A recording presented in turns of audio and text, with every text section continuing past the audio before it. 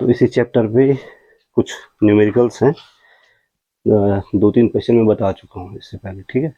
Question number 3 लिखो, note करो। Question number 3 question है 3.2 वोल्ट की एक बैटरी 1.5 ओम प्रतिरोध में 2 एम्पियर की धारा भेज रही है।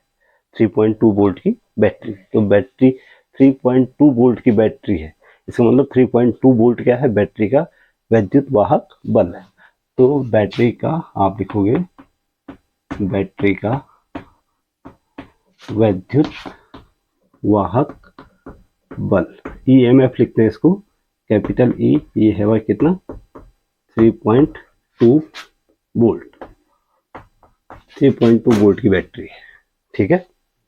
आगे कह रहा है कि 1.5 ओम प्रतिरोध में, यानी कि जो बाह्य प्रतिरोध है, बाह्य प्रतिरोध को कैपिटल R लिखते हैं।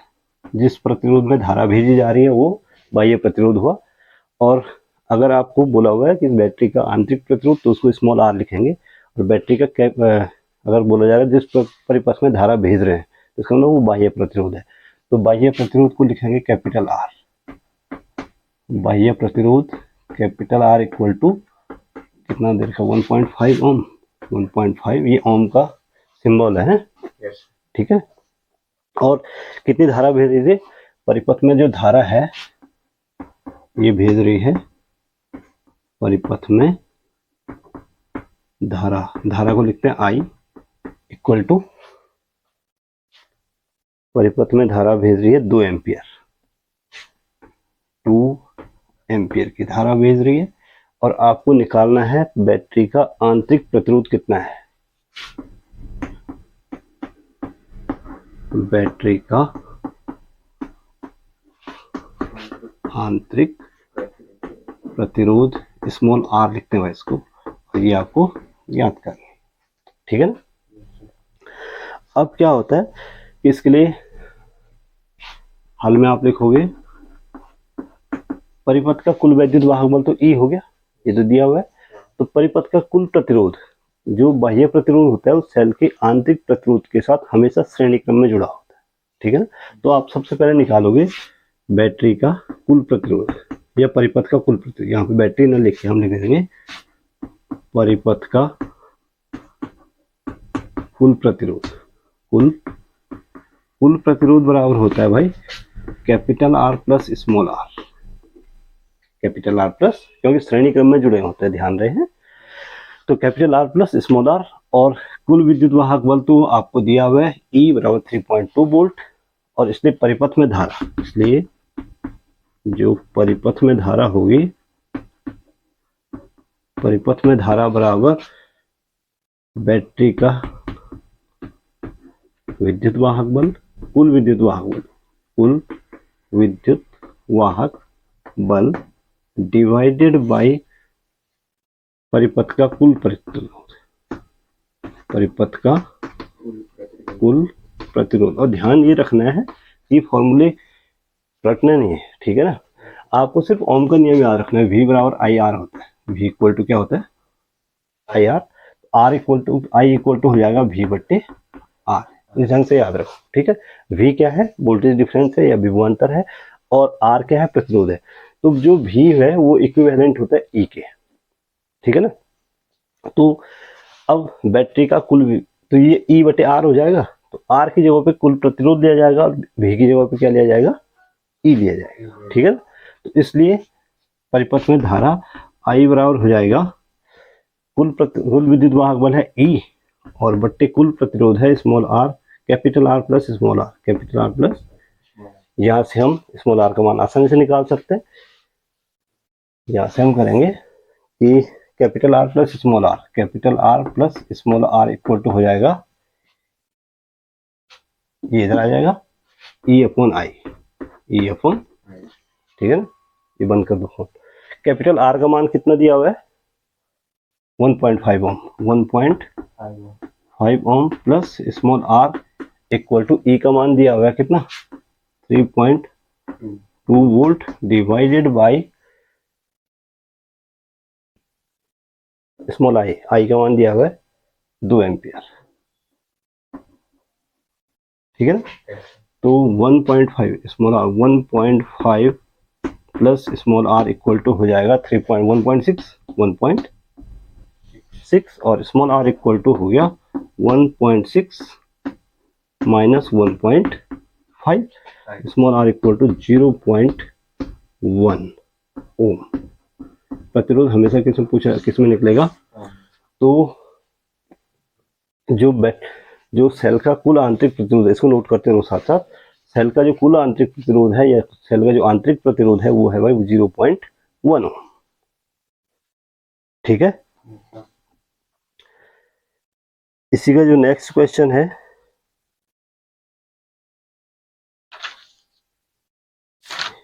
यहां से कोई क्वेश्चन ले लेते हैं।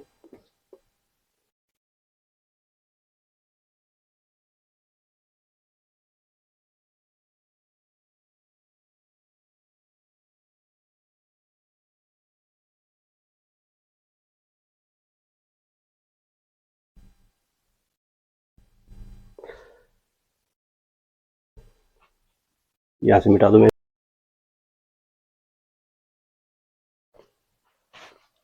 तो देखो क्वेश्चन है कि दो चालक हैं भाई, उनको श्रेणी क्रम में जोड़ें तो तुल्य प्रतिरोध आता है 16 ओम और समांतर क्रम में जोड़ें तो तुल्य प्रतिरोध आता है कितना, 3 ओम। अब मान लेते हैं, हम माना चालकों का जो प्रतिरोध है भाई, चालकों का प्रतिरोध क्रमशः R1 और R2 है। तो श्रेणी क्रम में प्रतिरोध आप जानते हैं कि श्रेणी क्रम में प्रतिरोध हो जाता है R1 प्लस R2 बराबर R, और समांतर क्रम में जो प्रतिरोध होता है, समांतर क्रम में तुल्य प्रतिरोध R डैश हो गए, तो 1/R डैश इक्वल टू होता है 1/R1 प्लस 1/R2। ये श्रेणी क्रम में होता है और ये किस क्रम में होता है, समांतर क्रम में। ठीक है ना। अब एज पर क्वेश्चन, प्रश्न के अनुसार आपको दिया हुआ है कि R1 प्लस R2 श्रेणी क्रम में तुल्य प्रतिरोध है 16 ओम, तो 16 ओम, 16 इसको समीकरण नंबर फर्स्ट बना दिया। ठीक है, और समांतर क्रम में है 3 ओम, तो 1/3 बराबर हो जाएगा 1/R1 प्लस 1/R2। एलसीएम ले लो, 1/3 इक्वल टू यहाँ R1 R2 एलसीएम आ गया, ये इधर मल्टीप्लाई हो गया R2 प्लस R1 बोलो, ये R1 प्लस R2 एक ही बात है। तो समीकरण 1 से 1/3 इक्वल टू हो गया, ये हो गया R1 प्लस R2 कितना है 16, 16/R1 R2, ये इधर मल्टीप्लाई कर दो, ये इधर, तो R1 into R2 equal to हो गया 48। तो यहाँ से R2 का मान निकाल दो भाई, ये आ गया 48/R1 और इसको रख दो कहाँ पे, समीकरण फर्स्ट में। ठीक है, तो रखो R1 तो ऐसे रहेगा, प्लस R2 का मान 48/R1 इक्वल टू हो गया कितना, R1 प्लस R2 बराबर कितना था, कैपिटल R 16, तो ये बराबर हो जाएगा 16। ठीक है, ये इधर मल्टीप्लाई कर दो, तो R1 का स्क्वायर प्लस 48/R1 एलसीएम ले लिया मैंने इक्वल टू 16, ये इधर मल्टीप्लाई हो जाएगा R1 का square plus 48 equal to 16R1, और R1 का स्क्वायर प्लस 16R को इधर ले लेते हैं R1 को, और प्लस 48 इक्वल टू हो गया 0। समीकरण नंबर फर्स्ट, सेकंड बना दो, ये एक द्विघात समीकरण हो गई भाई, ax square plus bx plus c बराबर 0 के रूप में आ गया, नहीं आ गया। अब हमें 48 के गुणनखंड करने, जिनको जोड़ के कितना है 16 है, तो 12 चौक 48, तो सीधे R1 का स्क्वायर माइनस 12 प्लस 4 लिख दो इसको, R1 और प्लस 48 इक्वल टू 0, तो ये एलसीएम R1 का square minus 12R1 minus 4R1 plus 48 equal to 0।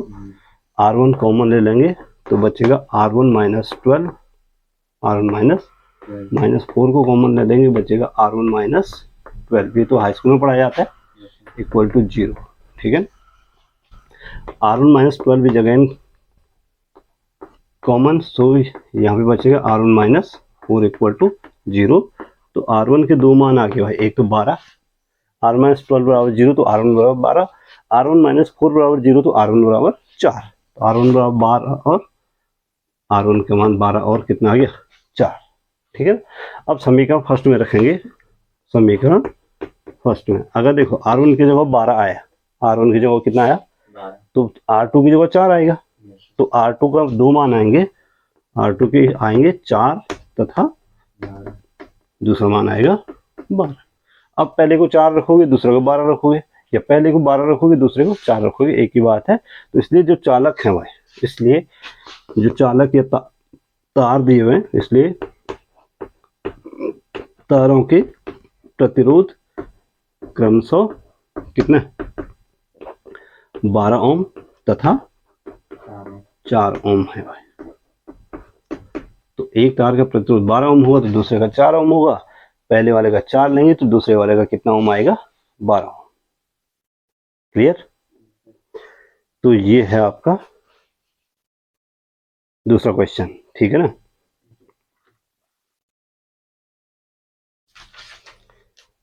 अब हमारे पास कुछ ऐसे क्वेश्चन हैं जो कि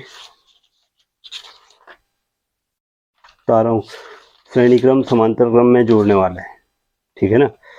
और इससे पहले वाले आर्टिकल अगर आप चेक करो तो हमने दूसरे या पहले आर्टिकल में कहीं ना कहीं सेलों का संयोजन देखा होगा, या उसका सेलों के संयोजन से पहले वो देखा होगा इसका संधारित्रों का संयोजन, ठीक है। तो संधारित्रों का संयोजन जिस प्रकार से किया था, ठीक उसी प्रकार के क्वेश्चन इसमें भी आएंगे प्रतिरोधों के संयोग में। लेकिन याद इतना रखना है कि प्रतिरोधों के संयोग में जो है श्रेणी क्रम में सीधे जुड़ते हैं, और संधारित्रों के संयोग में अंतर इतना है कि उसमें श्रेणी क्रम, जो यहाँ श्रेणी क्रम का फॉर्मूला है वो वहाँ समांतर क्रम का फॉर्मूला होगा, और जो वहाँ समांतर क्रम का है वो यहाँ श्रेणी क्रम का फॉर्मूला, इतना याद रखना है बस, ठीक है। तो अब तुल्य प्रतिरोध निकालो, जैसे अब आपको जो है क्वेश्चन नंबर कौन सा ले लो, 5 हो गया। अब किताब में कौन सा क्वेश्चन है ये मैं नहीं लिख रहा हूँ क्वेश्चन नंबर, ठीक है, सीधे जो क्वेश्चन करवा रहा हूँ उसके सीक्वेंस लिख दे रहा हूँ। क्वेश्चन नंबर 5 है कि ए तथा बी के बीच, बिंदुओं ए तथा बी के बीच आपको तुल्य प्रतिरोध निकालना है। तुल्य प्रतिरोध का मतलब है परिणामी प्रतिरोध, तुल्य प्रतिरोध आपको निकालना है। तो पहला ही क्वेश्चन ले लो, इसी का पहला पार्ट है, और फिगर ये बना हुआ है भाई, ये बिंदु ए है, यहाँ पर एक प्रतिरोध लगा हुआ है, यहाँ एक और प्रतिरोध लगा हुआ है, और मेरे ख्याल से यहाँ भी एक प्रतिरोध लगा हुआ है, ऐसा फिगर है।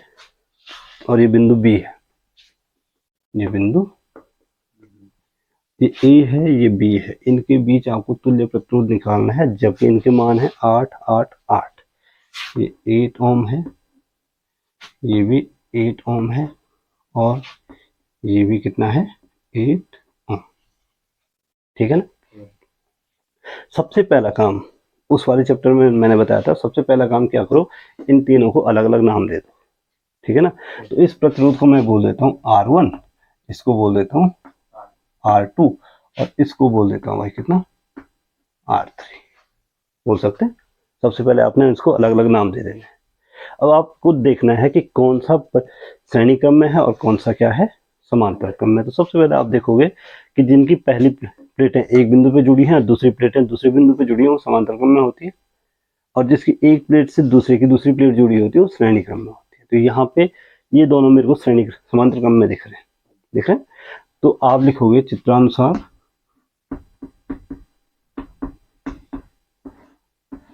ध्यान से देखो, R2 तथा R3, R2 तथा R3 किस क्रम में है, समांतर क्रम में।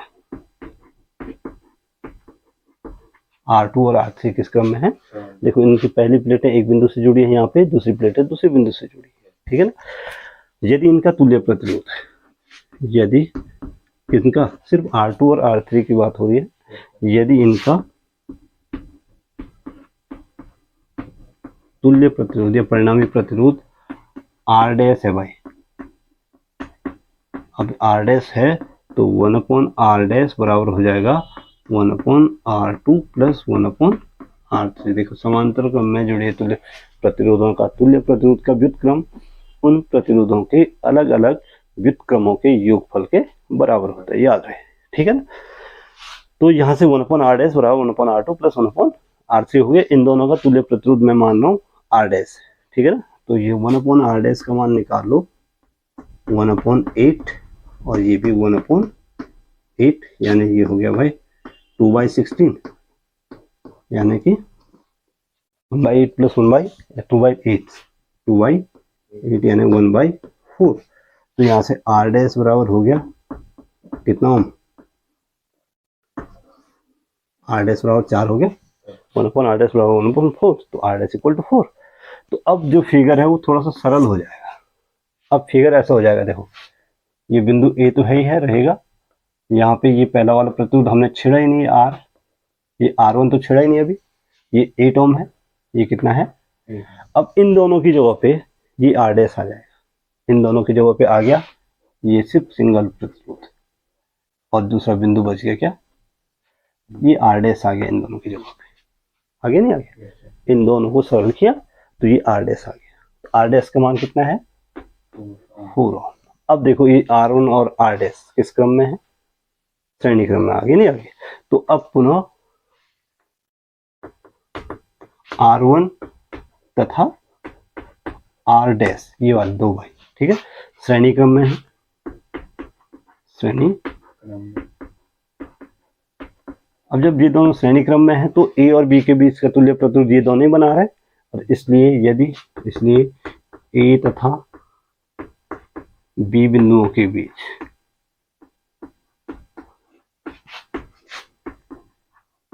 तुल्य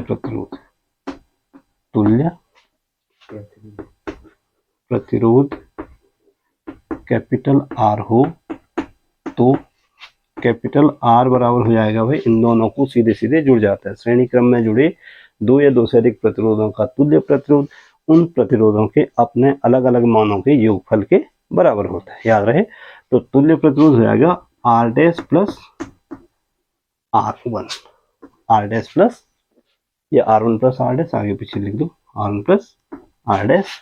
तो R लिख देते हैं तुल्य प्रतिरोध को, ये हो गया भाई 8 ओम और ये हो गया कितना 4 ओम, तो 8 4 कितना हो गया 12 ओम। तो A और B के बीच जो तुल्य प्रतिरोध है, बिंदु A और B के बीच जो तुल्य प्रतिरोध है वो कितना हो गया 12 ओम का हो गया। आई बात समझ में। ऐसे ही इसको नोट करते रहो, हैं मिटा दूं मैं इधर से।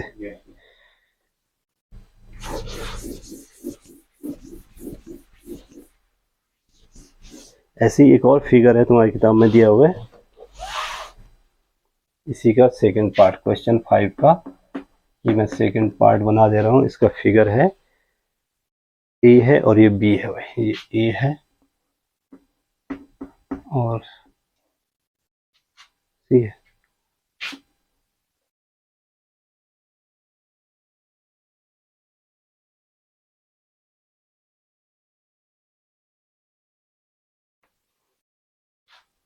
और ये है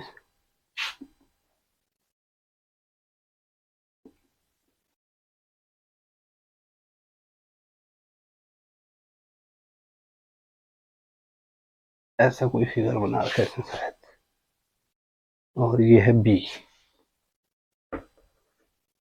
ये बिंदु A है, ये बिंदु B है, ये 8 2 4 6, 8 ओम 2 ओम 8 2 4 ओम 6 ओम, ये 4 ओम है और ये है भाई 6 ओम। ऐसा एक फिगर बना हुआ है, पहले वाला है 2 ओम, नहीं पहला कितना है 8 ओम। तो मैं इसको सबसे पहला काम क्या करूँगा, फिर से वापस इसको नामकरण कर दूँ, सबसे पहले इनका नाम दे दो। तो ये इसको मान लेता हूँ मैं क्या R1, इसको मैं दे देता हूँ नाम R2, इसको मैं नाम दे देता हूँ R3 और इसको मैं नाम दे देता हूँ 4। ये आसान होगा कैलकुलेशन करने में, ठीक है ना। अब देखो अगर इसके बीच में कोई बिंदु होता है यहाँ पे C, जो कि है क्योंकि यहाँ पे दोनों एक दूसरे को क्रॉस कर रहे हैं, तो यहाँ पे भी एक जॉइंट है, ठीक है ना। तो इन दोनों को देखो, ये दोनों समांतर क्रम में हो गए क्योंकि पहली प्लेट है एक बिंदु पर, दूसरी प्लेट है दूसरे बिंदु पर। यहाँ पे बिंदु क्या है, सपोज के लिए C मान लेगा, ठीक है।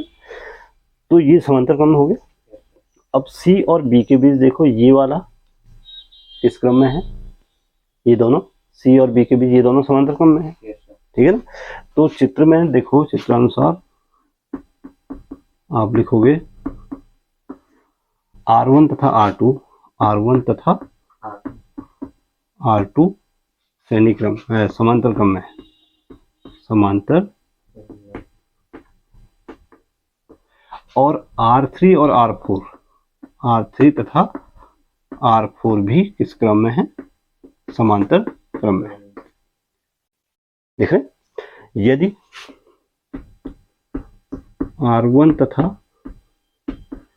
R2 का तुल्य प्रतिरोध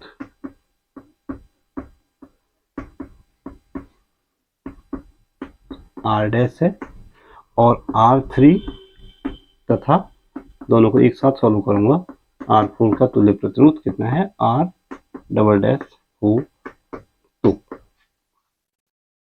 R1 और R2 समांतर क्रम में है, उनका तुल्य प्रतिरोध ले लिया R डैश, और R2 और R3 और R4 भी किस क्रम में है, समांतर क्रम में, उनका तुल्य प्रतिरोध ले लिया R डबल डैश। तो R ये किस क्रम में है, समांतर क्रम में, ये भी समांतर क्रम में। तो 1/R डैश बराबर हो जाएगा 1/R डैश बराबर 1/R1 प्लस 1/R2, क्योंकि श्रेणी क्रम में, समांतर क्रम में है। तो इन दोनों का तुल्य प्रतिरोध ले लिया R डैश, और बोलो 1/R डैश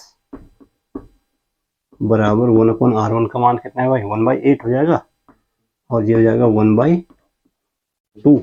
एलसीएम आप ले लो, एलसीएम आया 8, 1 प्लस 2 4 जा 8, यानी 5/8। एलसीएम वगैरह लेना तो आता ही होगा भैया।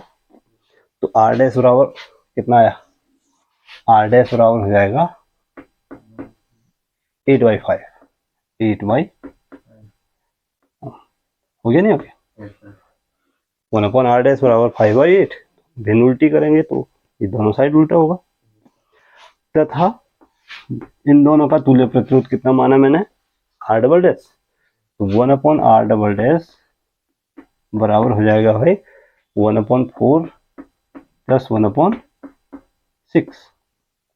देखो ये 1/4 प्लस 1, यहाँ पे एक और लिख देता हूँ, 1/R डबल डैश बराबर 1/R3 प्लस 1/R4, ठीक है। तो 1/R डबल डैश 1/4 और 4 और 6 कैल्शियम ले लो, कितना आया 12, 4 3 जा 12, 6 2 जा 12, यानी 5/12 आया, 5/12। और R double dash equal to हो गया भाई कितना, 12/5 ओम, 12/5, ठीक है ना। अब फिगर कैसे हो जाएगा, अब चित्र थोड़ा बदल जाएगा। अभी A हो गया, इन दोनों की जगह पे एक प्रतिरोध आ गया, और इन दोनों की जगह पे क्या आ गया, एक प्रतिरोध आ गया। ये बीच में चाहे तो पॉइंट C मान लो, ठीक है ना।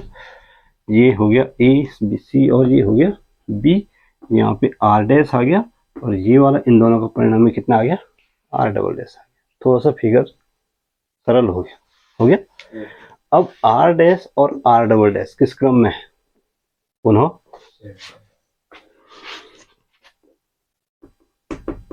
R डैश तथा R श्रेणी क्रम में, इसलिए A तथा B बिंदुओं के बीच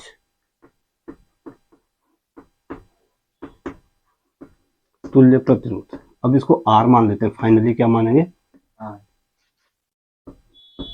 तुल्य प्रतिरोध कैपिटल आर हो तो सीधे सीधे कैपिटल आर इन दोनों का तुल्य प्रतिरोध है, तो capital R will be equal to R dash plus R double dash, R dash plus R double dash. तो capital R will be equal to R dash का मान कितना आया भाई 8/5, 8/, और इसका आया 12/5।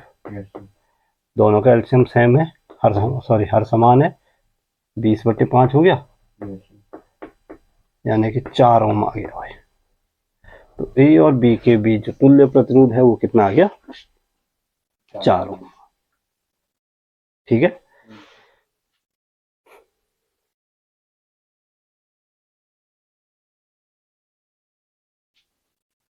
तो ऐसे ही प्रतिरोध वाले क्वेश्चन सॉल्व करने हैं आपको।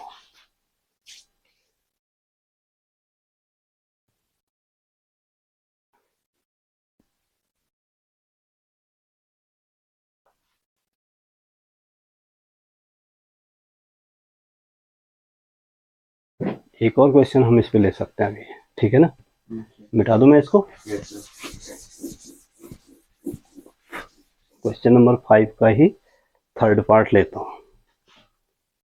क्वेश्चन नंबर 5 का थर्ड पार्ट लिख रहा हूं मैं इसको, ठीक है ना, और यहां से ले लेता हूं, ऐसे ले लेता हूं क्वेश्चन। सपोज के लिए ये बिंदु ए है और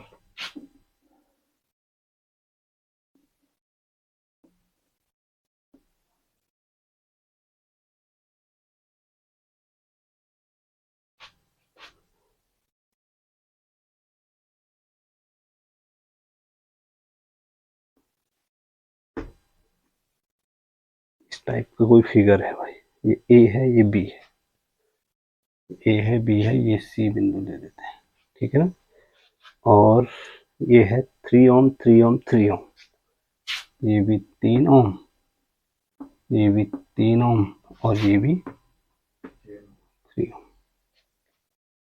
ठीक है ना। तो अब कैसे पहचानोगे इसका क्रम कौन सा है?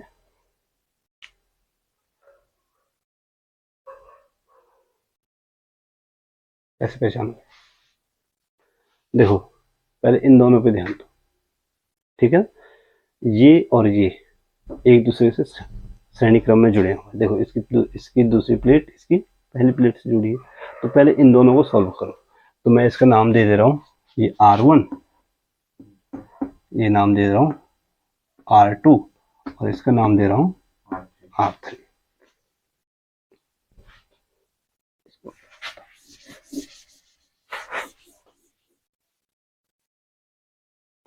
अब देखो चित्रानुसार, चित्र में क्या दिख रहा है भाई, R1 और R2 श्रेणी क्रम में, ठीक है ना, R1 तथा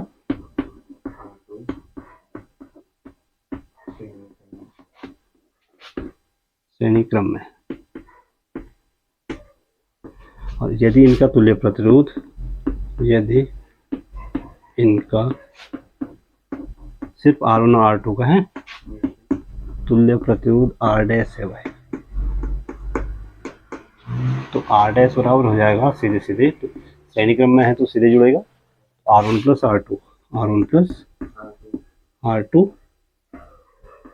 यानी कि R डैश बराबर हो गया, R1 का मान हो गया 3 प्लस 3 ओम, यानी R डैश का मान हो गया 6 ओम। R डैश का मान कितना हो गया? अब इन दोनों को एक R डैश से रिप्लेस कर दो, तो अब जो फिगर बनेगा वो ऐसा बनेगा। देखो A है, इन दोनों की जगह पे तो आ गया सिर्फ क्या R डैश, इन दोनों की जगह पे R डैश आ गया, और इसको थोड़ा सा या सीधे भी ले सकते हैं ऐसे करके, ये अब फिगर ऐसा बन गया, ये B, इन दोनों को रिप्लेस कर दिया किसने? R dash. अभी R डैश हो गया, और ये कितना है? ये तो R3 है ही है, और ये कितना है? 3 ओम है, और ये R डैश कितना है भाई? 6 ओम आ गया। ठीक है ना। अब देखो चित्र को भी सीधे सीधे साथ साथ सरल करते हुए जाना है। तो पुनः आर डैश तथा R3 इस क्रम में है। अब ये समांतर क्रम में है भाई,